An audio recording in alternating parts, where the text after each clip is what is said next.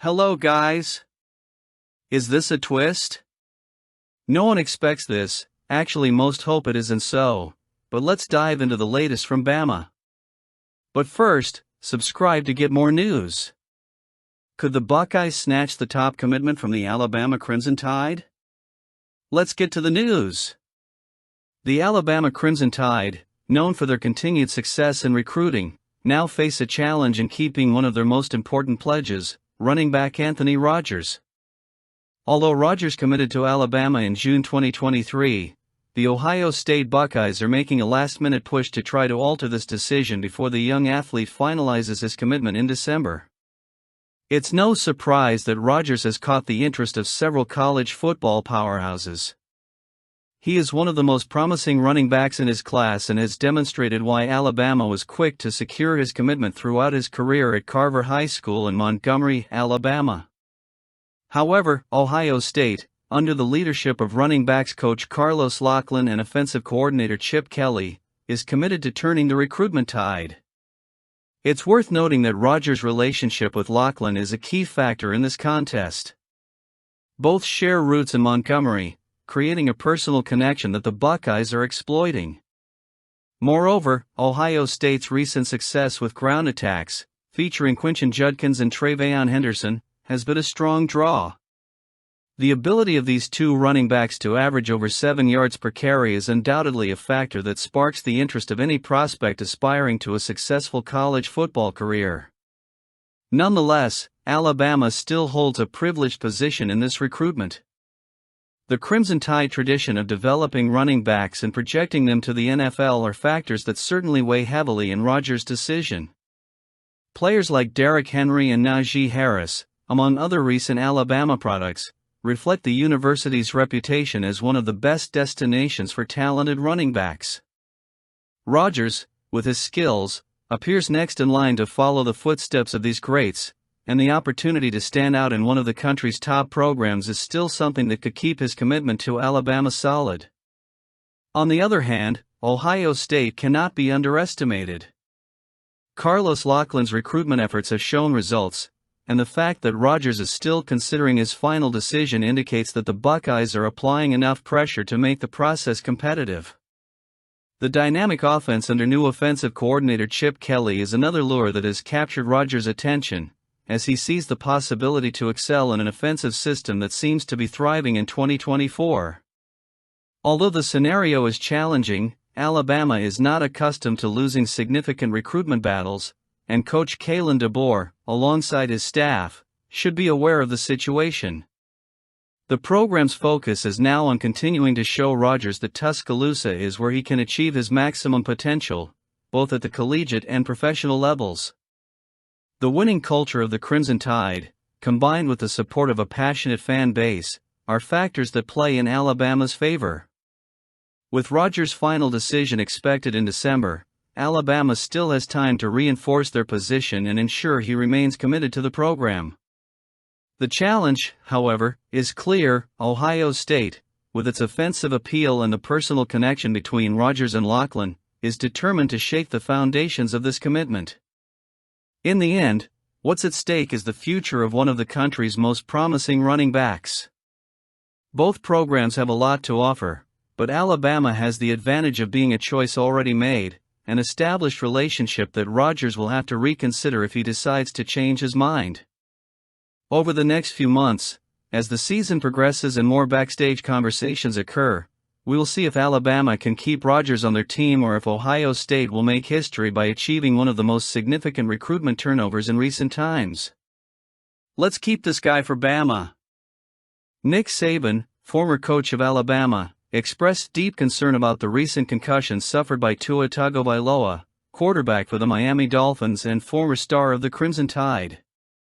During an interview on the Pat McAfee Show, Saban addressed the seriousness of Tua's situation, showing empathy and concern for the athlete's future. Saban emphasized that the decision on whether or not to continue playing should be entirely based on the advice of medical experts, avoiding external speculation. Saban's connection with Tua extends beyond the field. The coach mentioned that he keeps in touch with the player, including sharing personal moments like golf games in Florida during the off-season. However, when discussing Tua's health, Saban was quite direct. "I think this has to be a medical decision. When you have multiple concussions, that's not a good sign." He highlighted the importance of Tua and his family listening carefully to medical recommendations to ensure that his future health is not compromised. The relationship between Saban and Tua dates back to the glory days of the Crimson Tide, when the young quarterback stepped in to replace Jalen Hurts at the end of the 2018 National Championship and threw the winning touchdown, forever marking college football history. Saban has witnessed both the bright moments and the injuries that have marked Tua's trajectory at Alabama, such as the severe hip injury that sidelined him in his last college season. Saban recalled that, like in the recent play that led to the concussion, Tua, in his competitive essence, always tries to give his all on the field, even when it implies unnecessary risks to his health. "He's a tough competitor who is trying to set the tone for his team and ends up getting hurt because of it," Saban said. Reflecting on Tua's recruitment, Saban spoke about how from the beginning he and his family demonstrated a strong sense of tradition and commitment. This relationship was fundamental in bringing the young Hawaiian quarterback to Alabama, where he would become a legend. Saban, who now sees the Alabama football program under the leadership of Kalen DeBoer, remains an influential figure in the sport and an important mentor for former players like Tua. His honesty about Tua's situation shows how much he values not only success on the field but also the long-term health and well-being of his former athletes. The message is clear: football is important, but life and health always come first. Tua's situation remains uncertain, but Saban's words underscore how critical it is for him and his family to make decisions based on medical recommendations. The memories of Tua at the Crimson Tide remain fresh, and, regardless of what the future holds, the bond between him and Alabama, forged under Saban's leadership, remains unshakable. The new era of Alabama with Kalen DeBoer may have begun, but the historic moments of Tua and Saban at the helm will be remembered forever. Kalen DeBoer has the task of guiding Alabama football in the post-Saban era, and Jalen Milroe appears to be a key piece for the Crimson Tide's success under the new leadership. The coach has been clear in his observations about Milroe's uncommon abilities, particularly his combination of arm strength and agility in the running game, making him a truly versatile quarterback. DeBoer praised Milroe's deep ball throwing capability, which was already notable last season, but what's truly impressive is his ability to run and turn small gains into explosive 70-yard advances. This duality of Milroe, who can both throw and run effectively, is what DeBoer believes to be the key to balancing Alabama's attack. However, the coach recognizes that the real challenge will be finding the ideal balance between using Milroe as a runner and a passer, while also involving the other offensive talents available on the team. The start of the 2024 season showcased the highs and lows of this adaptation process. After a crushing victory over Western Kentucky in Week 1, the Crimson Tide faced difficulties against USF, reviving memories of last year's match, where Alabama also encountered unexpected hurdles. However, unlike in 2023, when Milroe was substituted, he stayed in charge this year and managed to turn the situation around with a solid performance in the last quarter, accumulating 28 points and leading the team to victory.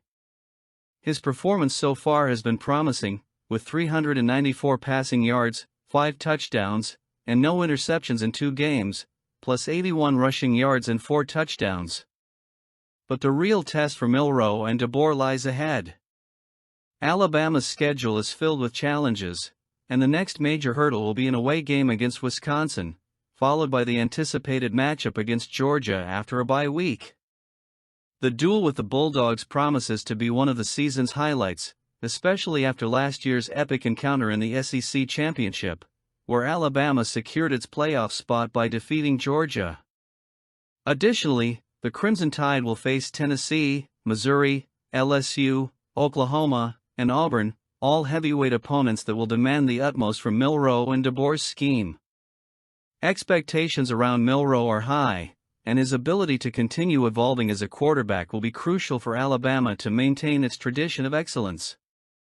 Kalen DeBoer has demonstrated that he has the confidence necessary to adjust his game plan to Milroe's unique abilities, something he has done with other talented quarterbacks in his career, like Michael Penix, a Heisman Trophy finalist last year. However, transitioning to a scheme that maximizes Milroe's strengths and more competitive matchups will be crucial in determining how far the Crimson Tide can go this season. Although expectations for Alabama are always high, being in a transitional phase makes this season even more intriguing. The partnership between DeBoer and Milroe could define a new era in Alabama football, one where the Crimson Tide continues to contend for national titles, but now with a slightly different approach than in the past.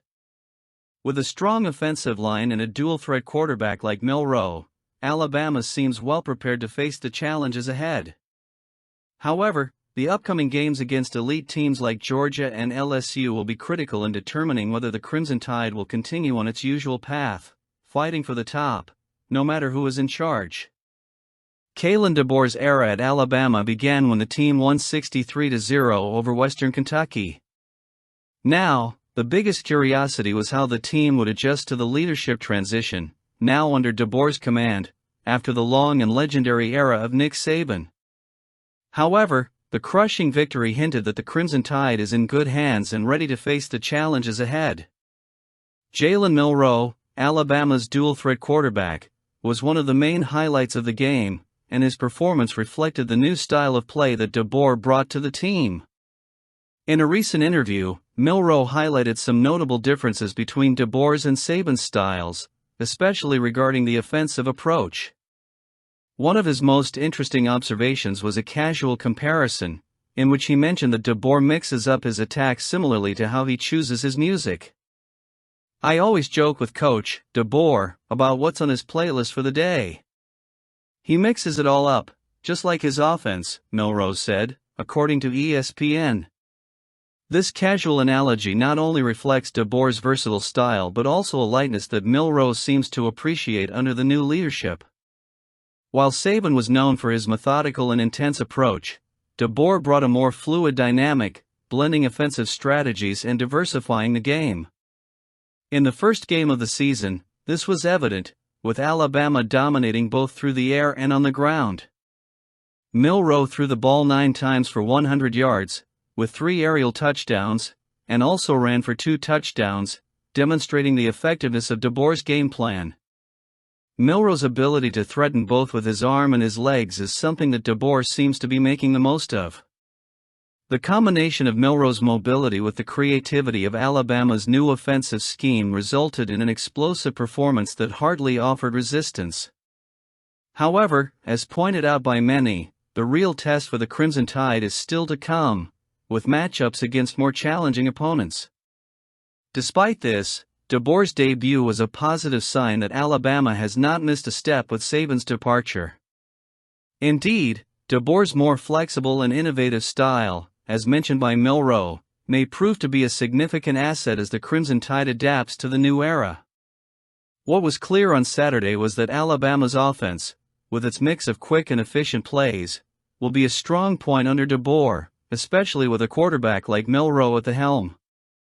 Milroe, in particular, demonstrated significant growth under DeBoer's guidance, and his ability to adapt to different situations will be crucial as the Crimson Tide progresses through the season. With more challenging matchups to come, such as games against Wisconsin, Georgia, LSU, and other SEC opponents, it will be interesting to see how DeBoer will continue to develop the offense and adjust his strategies to face stronger teams. However, if the first game is any indication of what's to come, Alabama appears well positioned to continue its trajectory of success, even under new leadership. Milroe's comparison between DeBoer's musical playlist and the team's offensive approach offers a glimpse into how the new coach is creating an atmosphere that blends seriousness and flexibility, something that may be crucial for the success of the Crimson Tide this season. What do you think?